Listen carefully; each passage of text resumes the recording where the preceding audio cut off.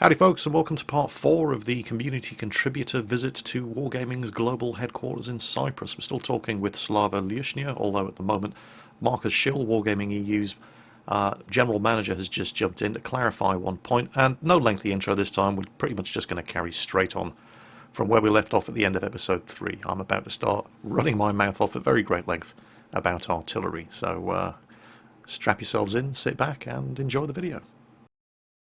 Merely for that reason, because obviously there's going to be different ways to look at a map, how the tactics work on the map. But if the classes are not balanced in itself, like if there's no system that who is the natural enemy of the artillery, who is the natural enemy of the heavy tank and so forth. That's the point I wanted to bring up actually, because you talked about. Sorry, I am recording this, otherwise I'll forget everything that people have been saying. About originally artillery was the natural enemy of artillery because they had tracer in there. Yes. You had to take tracer out. There are some. You have to be facing in exactly the right direction and so on. So I don't even know if that's still in again. But then light tanks became the natural enemy of artillery. But now, thanks to the view range saturation situation and the corridor map design, the defoliation, where a lot of the camouflage and concealment has been removed from some of the maps to try to encourage people to get out and move, and then it had actually the exact opposite effect. The light tanks are no longer the natural. They can't get in there. They can't outflank and kill the artillery. How about making artillery the natural enemy of artillery again, giving them something to do? Yeah. Making counter-battery artillery fire a practical thing. At the moment, they can't do it. Yes. When I did play artillery, I tried to make killing enemy artillery the first thing that I did in the match, by watching the bushes where I thought artillery were going to be and looking for tracer. But you will kill the enemy artillery, but that's pretty much all you'll do. Or you can waste time trying to find him and he's actually gone somewhere else. He's actually gone somewhere else, and meanwhile your team are getting slaughtered by the heavy tanks and artillery on the enemy team who aren't trying to kill you. Armoured Warfare's map ping, for example. It's very good. I mean, you must be watching what Armoured Warfare are doing. Yeah. Because they're your competitors, and you're not necessarily going to copy what they're doing, or they've copied a lot of what you've been doing. Yeah. But it's got to be interesting to you to see how they're addressing the problem. I've seen that. One of the solutions we have is that we will change artillery into something like mage, smoke shells. Yeah. Like lightning shells that will help when you, at some point, well, I'm not giving you dates, Yes, of because it's not final. We will have day, night, raining and snowing, which is already present in Xbox One and PS4 version. And let's say snowing reduces the view range of all tanks by 30%, for example. So. And smoke shells, they also locally reduce the view range, like what we have in the warships. Yes. Same mechanic, we can just copy it from the warships. And that is how we can reduce the view range in the map without nerfing tanks. Yes, and let's say artillery can help spot with the lightning shells, or help conceal an attack with smoke shells, for example.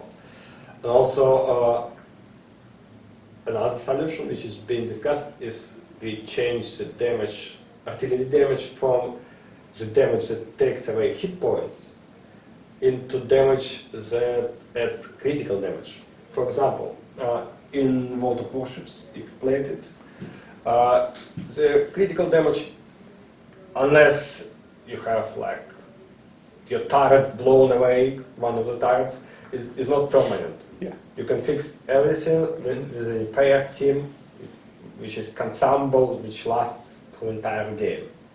Let's say they do the same. We redesign the repair kit, like it's in World of Warships, and we can add a lot more criticals to the game because it will not Because be it doesn't permanent. have so much of a negative effect anymore. Let's say, if you fix your track with the repair kit now and you are ammo-wrecked, okay, you are half a tank for the remainder of the game. But let's say it's not like that. Let's say you can fix it in 20 seconds.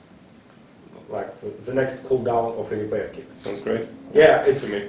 so we can It's just like a debuff. yeah, Yeah. a debuff, which is well a typical way of damage for the mage class, which is artillery. So if you are being hit by artillery, let's say you have How would they deal with being one versus whatever then? They're just useless.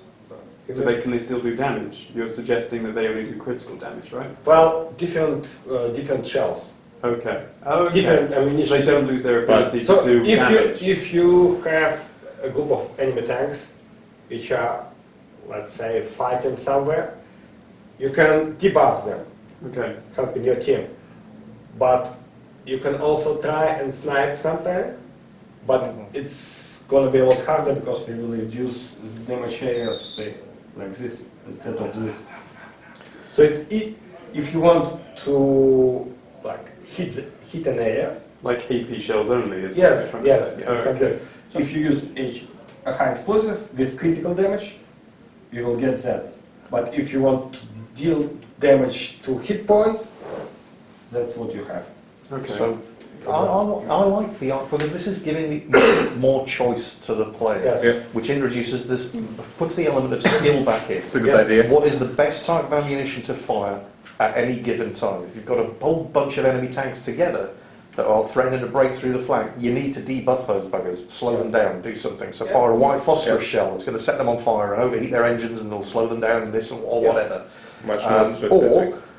put some smoke down so that the two tank destroyers who are holding that pass can fire without being seen and won't get overrun by all these four mediums that are coming through. So definitely, I like that. Okay. Well, and also if you have all this map-wide view range debuffs like rain, snow, night, that will bring back light tanks. For example, let's say light tank spotting is not affected by that, by weather. Mm. For example, that's a class advantage, for example. Mm. That can help them. But then you're kind of adding in a bit of, fair enough, you're adding in variety, but Yeah. you might find that that is just frustrating for players and they go, oh, I haven't even got on winter whatever, you know, or I haven't got on spring Prokhorovka or whatever, you know. Oh, it's not cloudy on Prokhorovka, this is going to be not my good game or whatever. Well, another point, again, that requires coding, so it is not final in the hand Yeah, I very understand. fast. But let's have a variety with modules. For example, every medium tank is a vents, stabilizer, and armor. That's it. There is no variety. That's an optimal set, which is not good. Let's say you have those 30 seconds before the game starts, and you see, okay, that's raining, and you need more view range. You remove the vents and install optics, for example. Okay, that's a decision for this situation, for this map, for this weather, for example. Of course, we will need modules redesign because, well, at the moment there are useless ones, or let's say all these torsions. Yeah, torsion bars and coil springs. Yes. Oh. These are useless, and rammer, which is very useful. So it's not an even situation. Okay. Instead of just like have something like an entire list of where's everything, like some have the ability to have saved equipment. Save Yeah. equipment Yeah. configuration. Several sets, Yeah. which are okay. This is my night set. Yeah, Let's say like this, that. Night vision device or things like that. Yeah, And this Yeah. is exactly. Yeah, That it would be allows you to lovely. introduce new equipment like laser rangefinders, night vision equipment. As long as you still make it optional and not Yeah. just overpowered, because fair enough if you Of say, course. oh, playing at night, oh, I have to have my night vision stuff Yeah. or I'm useless. But the problem with the equipment is that, as you mentioned, there are just things that you have to have. Yeah. So why not just remove the ones that you have to have and then bring in the Yeah. variety, right? Yeah. You don't have a choice about a rammer. If you don't take a rammer, you're an idiot. Yeah, Why how would you them? want to fire 10% faster? Yeah. It's like, And another problem again that requires coding and UI redesign is what we have now with crew skills. What you have now is the linear progression. You just get this, then so. And at some point you will have all the crew skills. There is no choice. They are all useful. Some are more useful. Then you start with, let's say, repair. Camouflage is less useful, and brothers and arms and things like that. But well, there is no variety. If you can pick all, then pick all. Yeah, but I've played 33,000 games of World of Tanks. I've only just got my first 5-skill crew now, so I don't think that people are going to. I'm always thinking like the next crew skill will make my tank probably like a couple of % better overall. But if you play press account, you know it's a big difference. Okay, yeah. But, no, I'd say maybe each skill is maybe like 2%. Probably I'm talking about like an overall effectivity of how much better I feel that the tank will be. I don't think that there's like a saturation, so to say. Many players will be feeling like, oh, I've got nothing left to put on my tank or whatever. The problem here is that there is no choice and no variety. And do you really not think there's a choice? Well, pick 6 cents and pick repair. Okay, but that's another problem that basically 6 cents is overpowered, a bit like a rammer, right? Mm-hmm. And then you have to dictate how you play around 6 cents. Yes. Yeah. But in console version, unless I'm mistaken, I think that everyone gets. Yeah. Everyone just in console version, that's what I was talking about. Okay. There is no like 5 crew members or 6 crew members. Mm-hmm. It's just a team, and you pick the skills for the crew for the team. Yeah. And it works almost the same way in World of Warships, where you have a captain. Yeah. And they put situational awareness as a first tier skill, so everybody gets it. But it doesn't You get really it work. easy. You get it quite easy. The console doesn't really work like ships, because in ships you have to specialize. It's like an old school World of Warcraft talent Which tree. is Yes. in my opinion. You want the old school or the new talent tree? The choice between trees in World of Warcraft is good. But effectively, you just have to make a choice now, but eventually you think of it as in you're going down the tree at the start, but then you can branch out and pick the ones that you wanted to back in the day. That's what current World of Tanks is like at the moment. Okay, let's say you have something like World of Warcraft scouting skills. Well, let's call them scouting skills. Firepower, for example. And survivability. Yeah. And let's say you want a perfect scout, and you go all the way down this stream for the lifetime. And from us you go there, for example. So that's like World of Warships at the moment, kind of, right? Yeah. But again, in World of Warships, in my opinion, you don't have separation of trees. So you have on each level you can basically you don't have to follow. Then you have to make a choice, don't you? Fair enough, you don't have to follow, but you.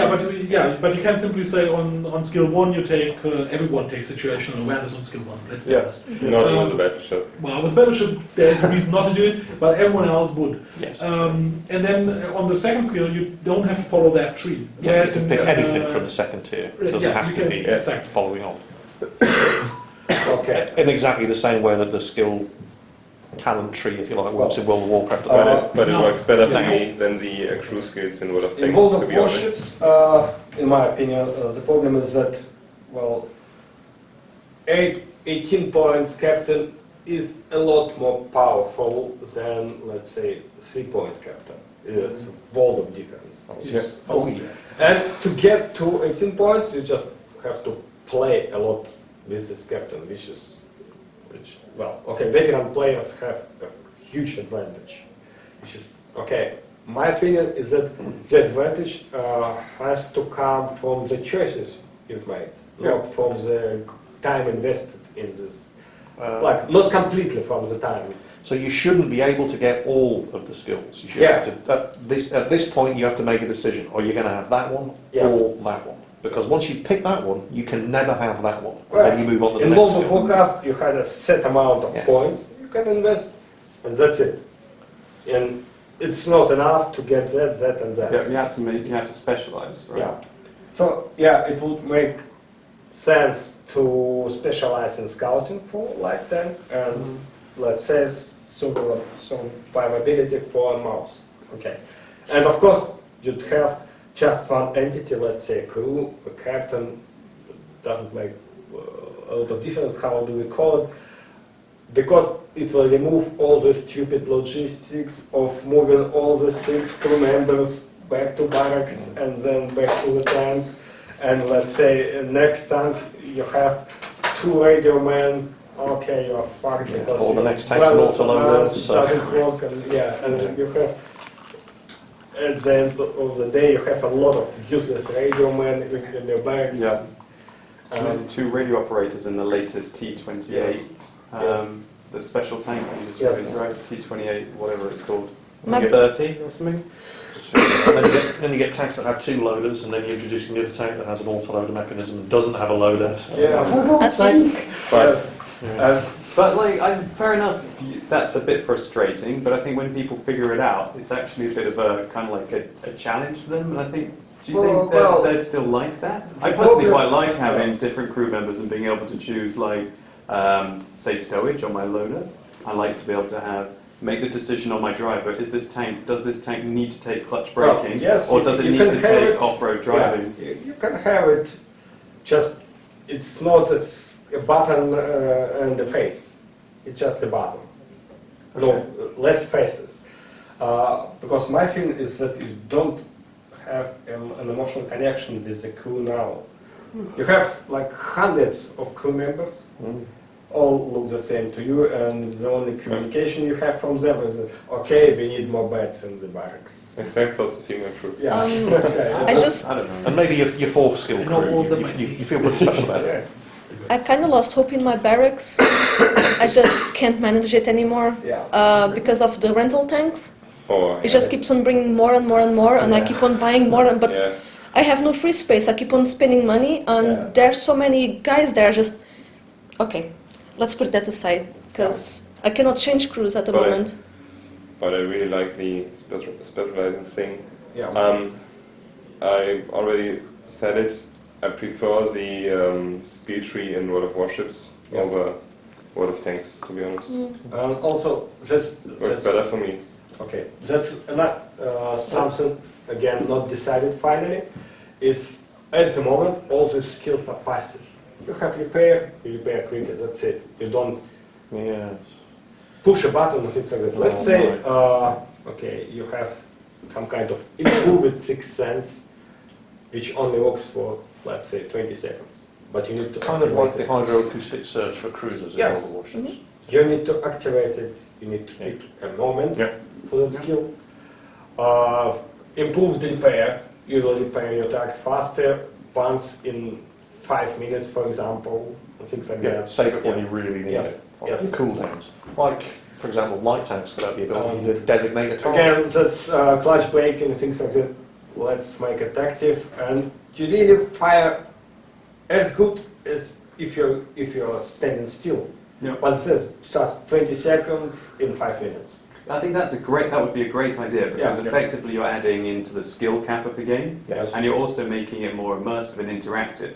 Yes. But couldn't you just why have to, like, baby steps, right? So that sounds like a really good feature that you could easily implement into the game as it is. So everyone who's got clutch braking or whatever gets an on-active ability, or so on and so forth. But just to rework a whole system, which frankly feels pretty okay at the moment. Yes. And is that really?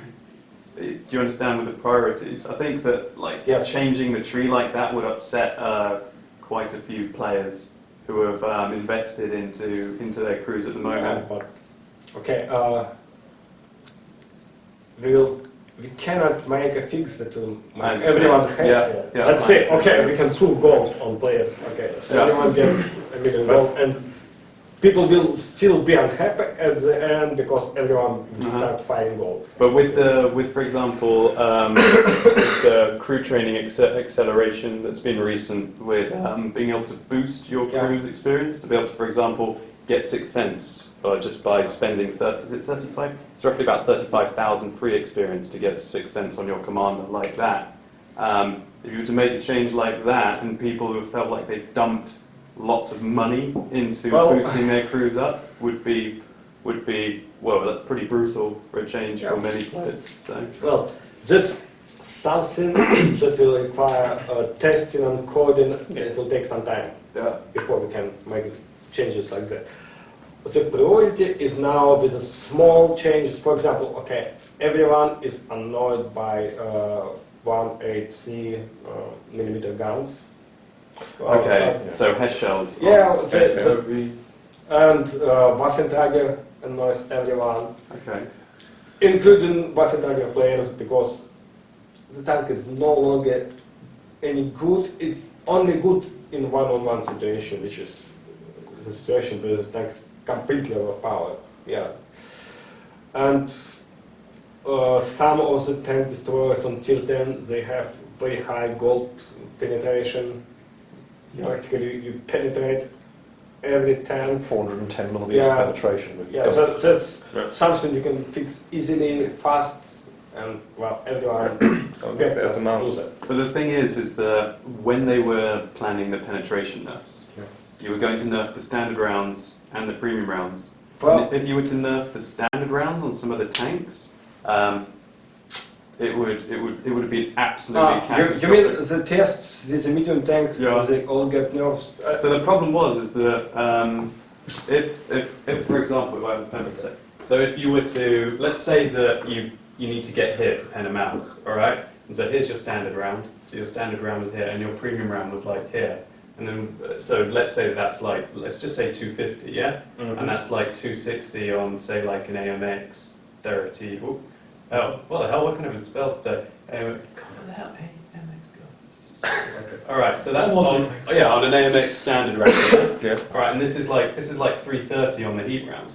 So what the plan change was, let's change this to like 230, and let's change this to like 275 or whatever. Okay, so then everyone have to fight. Yeah, now it's gone from a case of the premium round was completely overpowered now, but now it's going to be what you actually have to use to get through. So this doesn't fix the problem for the mouse. All this does is it means that people fire more premium rounds, and I guess I have to spend more money in doing so. The problem is why, at the moment, nerfing medium tanks penetration is a bad idea, in my opinion, is corridor maps. Yeah. You have to meet this mouse face to face, you can't flank it realistic. and you have to use gold because you're facing it head on. Yeah. So the problem is specifically with the premium round, it's nothing to do with the standard rounds. Yeah. If somebody fires 260 pen at me in the mouse and he pens me, I know that I wasn't angling my cheeks. Yes. He's got zero chance to be able to pen my turret if I'm angling it properly with standard rounds. Yes. But if he uses heat, then he can just like auto pen the front of the tank. It doesn't matter. So I understand that premium rounds are a huge income for wargaming, but if they were to say we're going to nerf the standard rounds and the premium rounds, it would be absolutely catastrophic. Yeah. The only nerf can be to the premium rounds, because that's what needs to be done really to balance armor out. Yes, exactly. And let's say for AMX it's actually 320. I remember. Penetrations just. Right. Well, anyway, it's not a problem. The problem is things like this, 400, let's say, on tank destroyers. No matter how you angle on the Jagdpanzer, because when 300 millimeters of penetration isn't enough, you need gold. Another problem is in tier 10, tier 9, we have too big alpha damage. Yeah. Because let's say especially on tank destroyers. Yes. The FV the mistake 183 price is way too high.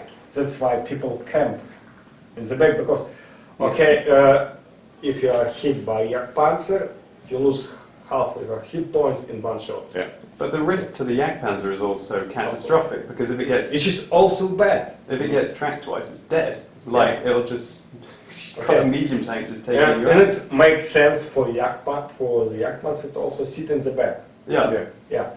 And also, how do you use, let's say, high explosive shells against a Leopard in Jagdpanzer if you have half a minute a lot. Yeah. You don't do that. You fire what you have. But there's a skill in that. Fair enough. Fair enough. I understand Trying what to you're saying. anticipate what ammunition you're going to need is, but then you get it wrong. So how would you've you- got high explosive loaded, How and do the you mouse fix comes that? around the Well, corner. Turn them into Yak Tigers then and reduce their alpha damage. Reduce alpha damage and keep the DPM, but reduce the alpha damage. But quite often it's the alpha damage that is their threat that Yeah. prevents somebody from Well, going around a corner. And another problem with, let's say, high-tier tank destroyers is that to compensate for this alpha damage, the gun is uncomfortable to use. Let's say like aiming time is huge, or the reticle bloom is huge, things like that. You can make it a lot more comfortable if you reduce things like that and alpha strike. Reduce the penetration of its Say standard for- rounds. Yeah, for gold rounds. Sometimes even standard rounds need to be nerfed. For example, in Yak Panzer, and, like It's got 225. nearly 330. It's got Yes. nearly 300 pen. Yeah. Yeah, about 295. Yeah. right? Which just amazes me that people feel they need to fire gold in that. well, Yeah. But the thing is when you've got so much riding on that one shot that either Yes. means you kill the mouse or he basically then kills Yes. you and then you don't go on to have another game. Yeah. Then situationally you use them. Yeah, But frankly, I hardly ever need to fire premium rounds in a Well, Yak Panzer 100. but bad players, Yeah, they don't know the weak spots and things like that. It's easier for them to just go. When the match rides on that one shot, and then you need to just make sure it penetrates, you load the gold. But in the first shot I take, I'm driving a medium tank on Westshire, and bam! Blown up. I don't know whether it's APC or a high explosive anti-tank or whatever, but Yeah. Yak Panzer E100s, and it's like, yeah, premium ammo, ding, Well, or whatever. First shot in the match he takes, and he's fired at a medium tank, and he's just... That's his when choice. when it's 1 versus 1 in Yak Panzer E100, I always expect to be fired with gold rounds. But quite often it's a disadvantage for him because if you if you can tell he's going to do something like that, Yeah. you couldn't bounce the 295 pen, but sometimes you can manage to actually to absorb the 420 pen with some kind of spaced armor. Well, But it's not usually with everything. they will hit your Tracks. your flat. Yeah, just the surface. front plate, right? Yes. But then hopefully then you've got to like 70% or 73% of an angle on it, and then he doesn't get the normalization that he needed on the AP round. Well, He's then not be able to get it. go for the side. Yeah. Well, with that you just if he angles, go for the side. You will can anyway. Well, I mean, in guns that have a bigger amount of 170 ammo, millimeters of caliber, Yeah. the overmatching. yeah, in guns that have bigger amount of ammo and reload time, it makes sense for people to use more normal ammo, more standard ammunition. But in tanks like the Death Star, the 183, in over 200 tanks in my garage is the only one I just use hash. Yeah. Because it only has 12 shells and 20 seconds reload time. I cannot afford to bounce. well, So even little damage is good damage in that thing. and with hash, Yeah. I think we really didn't do a good job about this ammunition because, well, it's either overpowered in Yeah. sources of 183 millimeter, or it's underpowered in mediums. And the only okay at the moment this ammunition is in Centurion, Tier 9, and in Charioteer. yes, Mhm. in Tier 8. Yes, A premium, it's not a really premium. good. Yes. But you've got quite a few tanks which use Hesh as high, it's kind of like about 105 Yeah. millimeters, which Yeah, are like 5 mil or 120 It's- mil. yeah, nice, Uh, nice, decent. My opinion is okay. It has also requires coding, but we need to have a separate mechanics for that kind of ammunition. So it will be something. Okay, we are going for another issue in the game, but okay, let's discuss it. That could be something like distinctly British. Mhm. Okay, that's special ammunition for the British tanks that will make them okay special. That's the thing. I want the to British thing. green the British, let's say, medium line because of this. At the moment, it's not like that. Okay. It's just really poor gold.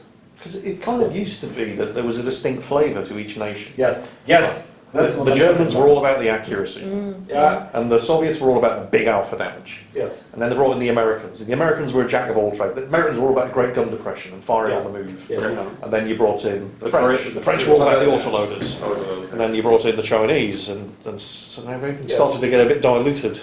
For example, the same, MX30B, that was discussion, and well, I didn't win it back in the day. This tank, well, basically it's just another Leopard. Yeah, that's true. Yeah. Nothing special. Kind of like a wood but step, really. historically, it had The this heat sound as Yes. its main ammunition. Yeah. It was very special. And I told them, okay, guys, let's make a special hit for the tank, and it will be around for silver. And for gold, we will, let's say, have Sabot round. So this tank will be special. It fires hit for silver and sabots for gold. Because it was the heat ammunition in that tank Yes, that made it very. yes. It was very, very clever. Because wasn't it a rifled gun? That, Yes. No, that, and you can't fire heat from a rifled gun, so they had to put a stabilising shell that kept the shell stable. So the canister that the shell was in rotated Yes. as it went down the gun barrel. Yes. But yeah, So it was a high-speed hit ammunition, yeah. unlike regular Mhm.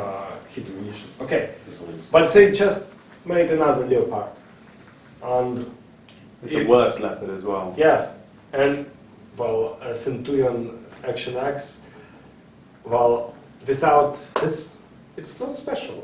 It's just another MX30B. It looks different, but it plays the same. If you take a look at the Centurion. And we need to go back to this nation variety. Okay, let's say American tanks, great gun depression, very good turret, for example, soft everything else. Okay, and let's say French tanks, speed, no armor, and a lot of them use this. How to say it? Autoloaders. Yeah, autoloaders. We need to go back to that, my opinion. And, well, the guy which invented all of that back in the day when we had this Germans are precise, Soviets have become, he's still with us, with wargaming for all these years, and we plan to bring him back to this. It was his design initially. So that's it for today. Looking at the remaining footage that I have, there's probably going to be one more video with Slava, and then we're going to finish off with a meeting with Wargaming CEO Victor Kisley. So that's all to come in the future. As always, bonus video content in addition to the normal stuff that I upload every day. Hope you enjoyed this video. Take care, and I'll catch you next time.